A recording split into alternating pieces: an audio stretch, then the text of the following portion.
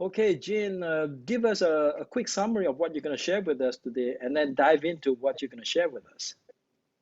So first, I want to start with some key indicator of the San Diego real estate market that include the average price, median price, days on market, and the inventory. So that will kind of give us a quick introduction into the new community I want to discuss, because there's a new community near where I live, and I'm really excited to share with the audience, because I already have about 5 buyers are interested in buying, and we can't even get on the priority list now. So I think Oh this is my going to be God. one of the hottest things in San Diego. Yeah, I'm You know, so when the excited. market was going real crazy, I mean, a listing might attract up to 30 potential buyers. So people will start thinking, well, if I'm a buyer, how am I going to get a property into escrow? Uh, what's the situation like for new homes? Would I have a better chance if I try to buy a new home as opposed to an existing home? Yeah, for sure. I am one of those agents has the headache of getting my buyer into escrow. So last weekend I show, oh my God, several buyers, just different type of property. One of them was for a buyer in Northern California. She's not even here, but I went to see the property for her. It was a coming soon, so we got in there like before everybody else because I was like diligent enough to call the agent like, when can I see it? And it was not even active yet. The agent said, okay, you can see it tomorrow. So we went to see. So that one, we submitted offer. Hopefully we'll have a good news very soon. There were a few offer, but my buyer's cash, and we came in with a very clean offer. So hopefully we'll get that accepted. The second buyer, and that's the situation Kenny was mentioning about, so many buyers want to buy one property. So I show one buyer. It's a relocation buyer. She has moved from East Coast to here for 6 months already, and unfortunately we haven't found her things she liked yet. So we toured a couple property last weekend, and it was crazy. The showing were 15 minutes apart, and they stagger. And actually, there's multiple group within that 15 minutes. It's crazy. I think I counted. There were like, I don't know, 100 showing up over the weekend. Oh my It's so God. crazy. Now, let And me ask funny you thing, this, though, Jean, these days, because sellers got so many choices, are they leaning toward buyer with the best price or other considerations come into play? well, I think typically for the sellers, they typically care most about the price. And then once they get the price they feel they can work with, then they look at the terms. So let me give an example. Typically, we know cash buyer like to get some type of discount, right? So when the market is not so crazy, typically cash buyer can get maybe $10,000, $20,000 or so discount. But right now, the seller, like the offer I submitted, I was in touch with the agent yesterday multiple times. She was there telling me this, and that's a crazy property because on the online estimate, like realtor.com, I think it's at least $50,000 under the listing price right now. So the listing price was 685, and the online estimate where the potential buyer can see is only like 620, 630. So I try to negotiate a little bit, and the agent is like pretty much like, I don't think you have a chance. So we submit the offer, and then the news I got was the literally this property just went on active for maybe a day or two, and Hmm. she already got multiple offer. The agent is telling me other people, my buyer's offer is the lowest one. Unfortunately, the cash buyer has Oh, the lowest offer price. I see. But Have you brought any buyers to see new homes lately? yes, I have. In fact, I'm closing. I last year I had like 6 or 7 new home purchases, so I'm actually closing one I think next week, and then another one March, and then another one July. So with new home, the problem is, um, my buyer tend to like to buy in a good school district, and with the new home, the inventory is not that much either. The Pacific Village, which I have featured before, they are already closing down. Right now, literally, I think there's only 2 homes you can buy. and that's not the one my buyer want to buy, even though they are very, very interested. Oh, So that's why I'm very excited about the new community I'm going to feature after the okay. market update. All right, and how about we go to the chart and see what you have in store for us? When we Sure, talk about the chart, let's compare what's going on in January to what went on in last year. last year. That's Yeah, we can right. use the So last the year. first chart that I have on the screen, okay. Hmm. Now that So the one first, shows, now this is the average actually sales average sales price. price, yeah, exactly. Yes. So you can see it's actually quite crazy. So with the COVID-19, if you look at 2020, there was obviously a drop, because the COVID-19. But then once everybody get back, like feeling life, even though it's not normal, but life goes on, then the price shoot up. You can see it's a crazy straight line. And so the highest point last year was October, and then the price went down, but then the price start going up again. And that's another update. I had kind of patterns I shared with the sentiment agent before. It is a seasonal, because you can see year after year. Usually towards the end of the year, the price went down, and then January, February, the price start going up. So January 2021, we closed average price at almost $1 million, 979. Compared to 2020, that's an increase of 14%, which is quite significant. It's a lot. Oh, let me Yeah, clarify this. You say compared to 2020. Are we comparing to 2019? Jenny, 2020, Or you're 2020 comparing and month to 2021. month? So you're comparing Yeah, January. so I Okay. only compare January and January because the seasonal effect. I want to make sure like we are comparing the right months with the right months. So last year, it was 14% lower in January. This year it went up by 14%. So it went up to $979,000 for the average price. Ah, got it, got it. Okay, all Yeah, right. So it looks like it's curving us up a little bit. So it will. It will. okay, Based on all my right. actual experiences, it's going to. It's literally one property I showed last weekend. It's definitely. I won't even be taking my buyer there to see, but the inventory is so low now. But so we went, and that's the one I say has probably 100 showing. There were agents lining up on the street, and I see agents I know waiting on the driveway. We were Oh, like fighting to get in. It's crazy. Yeah. well, And are that things one was heating listed up for, again in San Diego lately? yeah, for sure. That property was listed for 930,000. One of my buyers just bought literally a street over from the property I was showing last year. And their property was much nicer, was remodeled, it was even closer to the school, the very good school. They actually closed, I think, 910. So 930,000 get you 100 showing. I'm going to like confidently guess, I think it's going to probably close at 9:50 or more. Like that's not going to close at 9:30, even though it is at 9:30. It's crazy. Yeah. Well, if the listing price was 930, closing at 950 is not real crazy by any standard. Yeah, but it's going to probably be higher. It's just a conditional house. I won't even be paying that price. Just no. But at the same time, there were so many buyers want the house, so it's going to go up. And I think 930, I think the aging is actually quote unquote using the market data is a little underestimated right now. So this is what I tell the buyer: forget about the market cap. Literally, forget about the market cap. Market cap is 30 days to 60 days delay. You need to kind of talk to the current buyer. So usually, if I know how many showing got scheduled, I pretty much already know like how many offer they're going to get, and then what's the price for that. And Oh, so we really? just need to There is a correlation between the number of showings and the number of offers? definitely when I'm doing my listing, I have the same thing.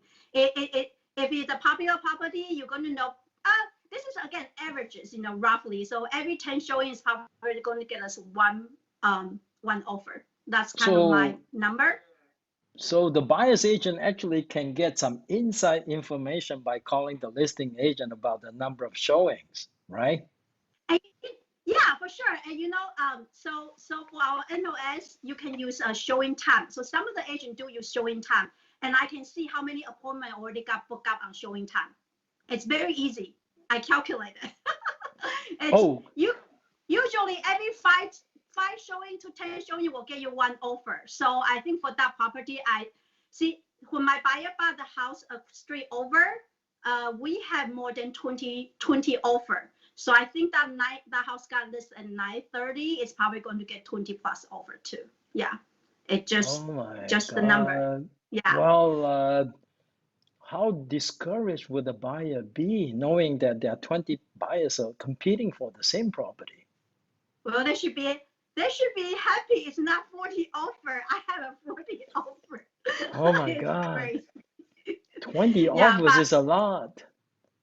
but the thing is, that's the problem, and that's why many of the buyers are leaning towards the new home now. If they couldn't get a resale home, so I had buyer doing both, and I had I think I shared with the audience before. I had never had so many new home buyer until COVID-19. It's like last year I have 6 new home buyers. I have never had that many 6 new home buyers. Yeah, it's crazy. Oh, okay. All Yeah. right. Let's move on to the next chart and see what you can share with us. So the next chart is it's also about the price, the sold price, but this one we are looking at the median price. The reason I want to use that as a comparison is median price and average price are a little different. Average price take the very, very high and very, very low, and then average them in the middle. So it might not give the best reflection on the market. Median price is literally the 50% points. So that's deciding, what's the higher, what's the lower. So if you see the median price, it's only 749. I know it's still high, but it's a little bit more affordable. So and the median price January 2021 compared to January 2020 has went up by 11%. So it did also go up, but it's not that crazy. So Kenny, if you can go on to the next slide, the Of next course, slide yeah. shows the month's supplies or inventory. So this is what we call the market inventory. And right now, it's only zero point 0.8 months. So San Diego, single family detached home, traditional sale, not distress sale. We only have less than 1 month supplies of inventory. And that's why people are kind of, going crazy in terms of fighting for the home. And it's a reduction of more than 50% since last year, January. And you can see there's a drop, a significant drop. So the highest number we have was like more than 5 months, but right now it's literally less than a month. So it will take less than a month to sell everything on the market, literally every single thing on the market. All right. And the next, Looking at the month supply, what should the buyer do right now? I mean, how can they better their chances of competing to get homes? well, if they really want to buy the home and they are not new home is out of the choices, out of the questions, because the area they want to buy doesn't have new home, then I think there are 4 specific factors they need to look at when they decide to work with the real estate agents and to get their offer accepted. One of the most important thing is who you work with really matters. The agents really matters. When I'm the listing agents, I have some buyers agent have never talked to me. They literally just submit the offer, or sometimes they are very arrogant. They have that condescending tones. I don't know why, but sometimes they just not professional. So for me, because I am, like Kenny said, I've been doing real estate for a little bit, and I'm quite productive. So many of the agents I actually already know. So I can just call them up, say, hey, Mr. So-and-so, Mrs. So-and-so, remember the deal we work with? Or maybe I didn't work a deal with them, but I show your property before, and they usually remember me because the agent, I have done more and more now. Like people say, oh, you showed my listing last time or something. So who you work with really matter. And then the second thing is forget about the comp. Right now, if you are literally using the comps, and like I said, it's 30 days behind or 60 days behind. The everybody's removing appraisal contingency pretty much. It's kind of crazy, and unfortunately, it's not a news buyer want to hear. But I am not here to sugarcoat things. I want you to get your offer accepted. So Let me ask you when this, you look, Jean. mhm, Let me ask you this, Jean. Now mhm. I'm watching this program, and you're asking me to have extra reserve in case the property does not appraise. So if I'm putting an offer on a property and I don't have an appraisal contingency, uh, what kind of reserve should I have? I would say at least 5% to 10% depends on the price point of the listing price. Yeah, That will it's significantly lower the price of the property that I can afford since I need to have reserve, right? for sure, for sure. But I also don't want to discourage the audience. I closed a deal last month, and we actually got it under appraised value for $20,000. So it's all possible. But it's just like you need to prepare. Um, Sometimes we are lucky; we happen to be the only offer, and that doesn't happen that often now. But once for a while, timing is important. Maybe they happen to have a horrible buyer they are negotiating with, and that's actually what happened to my buyer, the one who got it under $20,000, appraised value. It's because the listing agent shared with me, she has an offer, but they hate that buyer. She literally told me that was the buyer from hell. She very rather not to work with them, and she told me the same thing. The Okay, seller felt the same thing. okay. So when we submit the offer, and I was actually very nice to her. I talked to her, and she's very responsive too.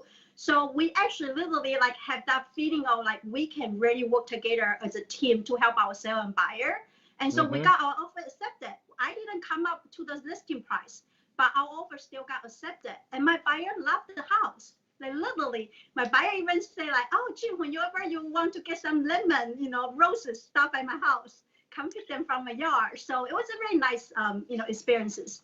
So yeah, Well, but sometimes if the house was tenants occupied mhm. versus a house that wasn't tenants occupied, now would a buyer have a better chance of competing if they lower their standard by willing to go for properties that are tenants occupied? For sure. I actually have one just like that now. It's a off-market deal. So I would say on top of that, besides the tenant occupied, if you can find the off-market property, like this one, I know my seller is going to list before summer.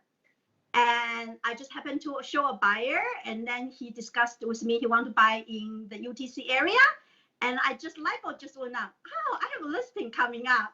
So that is a tenant occupied property, but it's still off market. So the buyer, I already prepared him. I said the property is not going to be nice because it's tenant occupied. All right, And he's like, Alec, thank you for joining us. I appreciate Alec. And Alec is commenting that it's good to know about San Diego market. Yeah, definitely. Now, if you ever have a buyer who wants to buy in San Diego, for sure you want to contact Gene Riley. Now, Gene mentioned earlier that one of the advantages that an active agent has over one who is inactive is that they have personal relationships with some of the people that listed the properties on the market, some of the agents. So certainly that is an advantage an active agent has. All right, thank you for your comment, Alec, and Jean, please continue. so yeah, so the having a tenant occupied property has less showing, but yeah, you probably can get a better chance. So Kenny, can we go to the next page? Of course, Next next page page is talks about median market time. yeah. So the median market time also is a reduction of more than 50% since last year January. Right now it's only 11 days. That is crazy. You get the property on the market less than 2 weeks. It's supposed to go into pending. So that's another, I mean, lessons learned for buyers out there and buyers agent out there. Do not wait, because I literally I show buyer property houses, and then the property just got on the market for 2 days. When I went home, I want to write the offer. The property is already went to pending. It's that crazy. So do Yeah, not wait. And yeah. also another tip is look for the coming soon property. San Diego, along with other cities, We have coming soon. We literally just had coming soon last year, so it's only less than 6 months we are coming soon. But watch out for the coming soon properties. Try to get it in as soon as possible. Don't. Sometimes the agent will tell you, okay, you can start showing on this day. Don't wait for that day. Usually they might go sooner. So just be persistent, but friendly, persistent in a way to let the listing agent to let you show the property as soon as possible. Yeah. Let me ask you this, Jean. Now, let's say I'm a listing agent. You contacted me wanting to see one of my listings, and I told you, Mhm. hey, Jean, we're not quite ready to show the property yet. Can you wait until such a date? Well, what can you say or do that will convince me to let you see the property before then?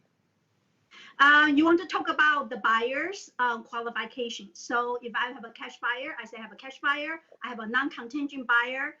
You also want to talk about urgency. My buyer is homeless now.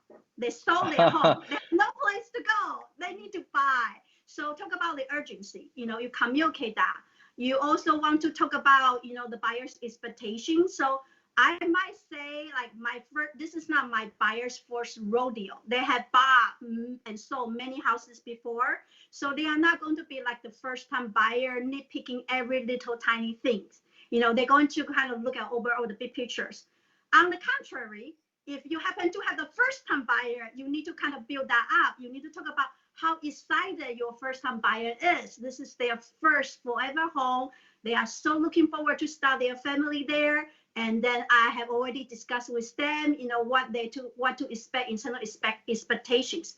So a buyer's agent job, just think about, you are representing buyers. You are buyers' ears, eyes and ear, but you are also buyer in the seller's agent's point of mind, because they don't talk to the buyer directly, right? They talk to you.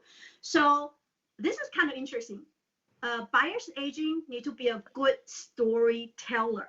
You need to tell a good story, paint a good pictures about your buyer and present it to the listing agent.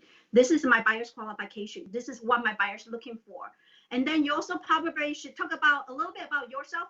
Don't bluff, but just say, this is how I work, and I'm communicative, I'm responsive, and then, if you want to talk to, another agent who has done the deal with me, feel free to contact other agents. You can look at my transaction records. You can call the other agents, Let things me like ask that. you this, just out of curiosity, if I'm a listing agent, I got so many potential buyers interested in my property. How likely am I to contact the buyer's agent's references just so that I can figure out which agent I want to work with? So as far as the listing agent goes, how much or how important is the prospective buyer and the buyer's agent that they want to work with? As between buyer's agents and the buyer, which is a bigger factor in influencing the listing agent's willingness to work with a particular buyer? I would say, after reviewing many offers, in the end, you're going to kind of have the normal bell shape. Most of people has like 60, is at 63.8% in the standard deviation. It's a bell shape. So most people are going to come in a regular price. There's only very, very high and very low, very few people. So if everybody been very similar, I focus on the buyer's agent, because the buyer's agent is a person who I communicate with. And Kenny, here's another tip I have.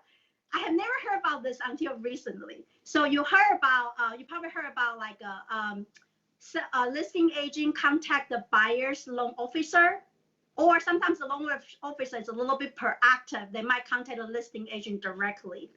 Um, Either way. But recently I heard is having the broker, in this case will be you, having the broker contacting the listing agent. I don't know, Kenny, you want to do this or not, but I heard this actually help for some Well, very high actually, profile if it cases. helps my buyer, I'll certainly do it. Yeah, I heard for the very high profile cases, like, very expensive home, just because usually you are dealing with like people are very sophisticated, they have a lot of money, very wealthy, and they want to know if this agent happen to be busy, they can still have the brokers on record, be the backup. So I heard about this one. I have not done it myself, but maybe I will use it one of those days. Well, yeah, that's important. Also, if I'm a listing agent, certainly I would like to work with a buyer's agent who has enough support, such as the broker support and the transaction coordinator support. That way, Mm-hmm. if I'm missing an initial or missing a signature, all I have to do is to either contact the TC or have one of my assistants contact the TC. Yeah, for sure, for sure.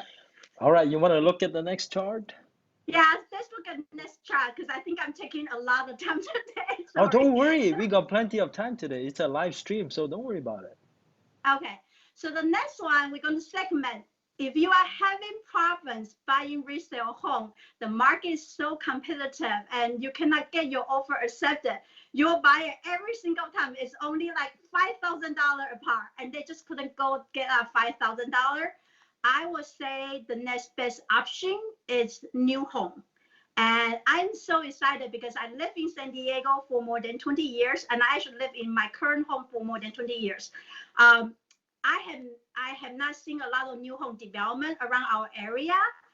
San Diego's land, a lot of highly desirable area has already been built. So this one I'm going to share is called Three Roots. Three Roots is a very exciting community because it's going to bring in a new community of 1,800 homes. That's significant, 1,800 homes. That's And a this lot. Oh my one is, God. yeah, it's a lot. And it's actually the site, let me look it up so I don't say it wrong. It's located at four, so the entire Three Root community is 412 acres. That's a lot, 412 acres. And basically, they're going to designate roughly about 60% of the 400 acres to the open space, park, trail and things like that. So that's why I'm excited because they are not just going to build high density buildings and we're going to not going to have a life quality we want it in San Diego. In San Diego, we want to be able to see greenery, want to see hills, want to go out to the trail to ride our bike and jog. So that's why this community is very exciting. What And zip code is this one in? this is going to be, I think, in night to either 92121 or 92126. Oh, that's a good question, Kenny. I totally forget. That's But okay. this is We'll in the leave it in the area. comment if you let me know. Sure. This is in the area you know why I'm confused? Because this is in the area we call Sorrento Mesa. So Sorrento Valley is 92121. Sorrento Mesa is 92126. And so those are the two combinations. So that's why I'm like, I don't remember. I think it's 92126, but I will need to look it up. Oh And my Kenny, God. another thing, Our it's office is in 192126. how rough? You mean Our like the, office is in 92126. yeah, that's what I was going to say next. I'm so glad you brought it up. We are so close to this location. I think we are only like less than 4 miles away, three some mile. It's really Oh my close. God. Very, very We exciting. better hire more agents in that office. I think we should build a site just to talk about this community because I came across a brokerage and they have literally built a page just for this community and they have their agent do videos talking about this community. So Oh my God. everybody is so excited about this. And let me share with you why I think it's excited because it has more affordable housing to all the way up to one more than $1 million. So the number of the bedrooms starting from 2 bedroom all the way up to 6 bedrooms. And then the square footage, I think it starts from a little bit over 1,200 square feet. And those are the townhome flats all the way up to a luxury detached home that is like a 3,600 square feet. Any So idea when they're going to finish building the 1800 homes? it's going to take many years. In fact, there's another development site I heard, I think it's east of these three routes. The anticipated completion is 2040, 20 years from now. It's crazy. This might bring us a lot of business. It's ongoing. But the next project I heard is going to be a little bit more for the higher density living. So this is the community with high density, low density, and the detached home.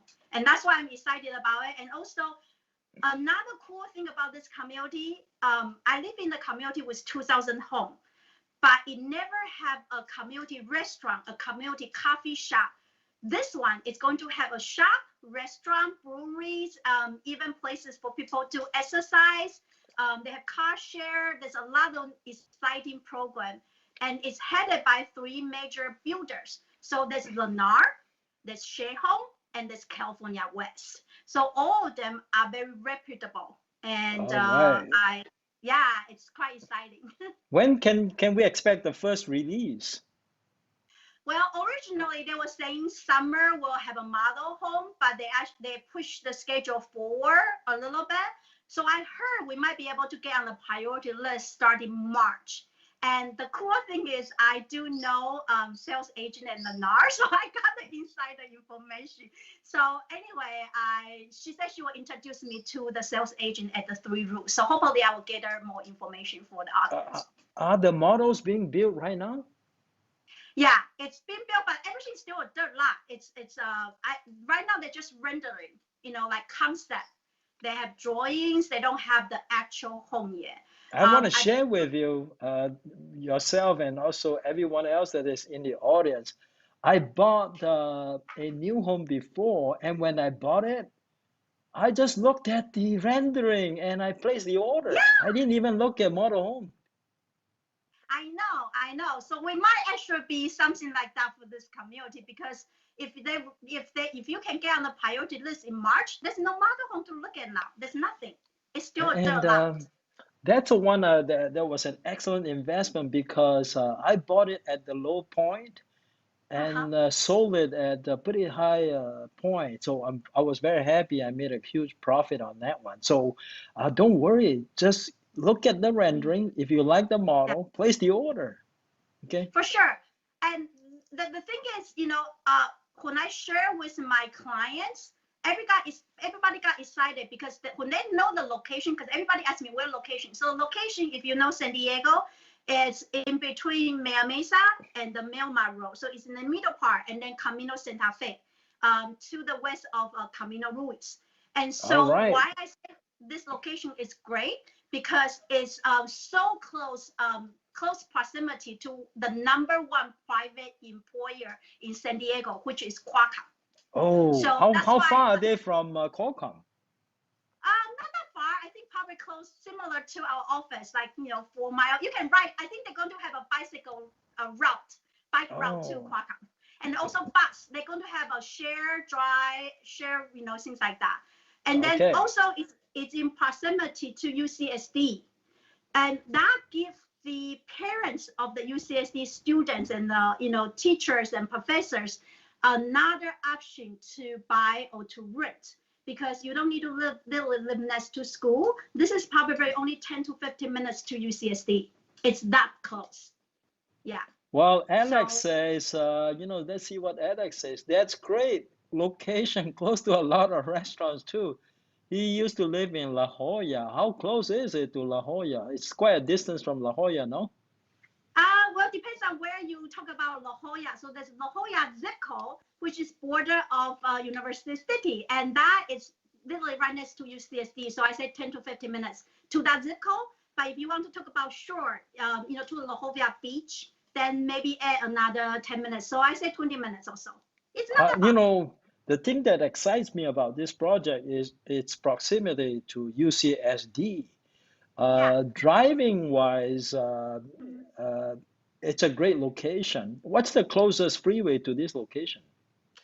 So that I'm glad you asked. It's close to all the major freeways, so it's kind of in the hub. So we are close to 805, we are close to the 15, and we are close to the 52. So you can hop on it and then get to a lot of places very easily. And also another thing really excited to share is San Diego is building the trolley. And so if you live in San Diego, UCSD has a trolley, going through. So this will be very close to the trolley as well. All So right, there's thank you like a so much for sharing so much information with us. I just Jean always has a lot of valuable information. So I'm going to put you back to your screen by yourself. Give us a 1 minute summary of why you think uh, why you think it is important for new agents to study market data? How can they improve on their customer service by through the knowledge, the local knowledge on the market data? So it's very, very important for the agent, even like more experienced agents. You really need to know the market because you need to understand the product before you can sell well. And for example, if I don't even know about the new home community, if someone asks me, "Hey, Jean, where can I buy?" I'm not going to even remember this community at all. And so when I first started, when I'm not that busy 5 years ago, I go to the caravans. Right now, you cannot go to caravan, but you can do it with your computer. So my tip is every day when you wake up, the first things you do is look at the market update. Look at how many new homes on the market, kind of go through the one your buyers are interested, and then you can contact the buyer, say, "Hey, Mr. or Mrs. So-and-so, I came across this, property literally just got on the market like literally 5 minutes ago. Let's go see it, and this is why." So if you could do that, you are not waiting for buyer to contact you. You are 3 steps ahead of your buyer. This is what we call like a servant. You need to be a servant too, which is kind of an interesting word, but this is what I heard. Like real estate clients are looking for agent with the following qualities: friendly, friendly, energetic, magnificent, and then a servant. So those, if you can have those qualities, and then as a servant, meaning like, know the market data, know how to serve your clients by giving them the information they want, I think you will be very successful, even if you just started.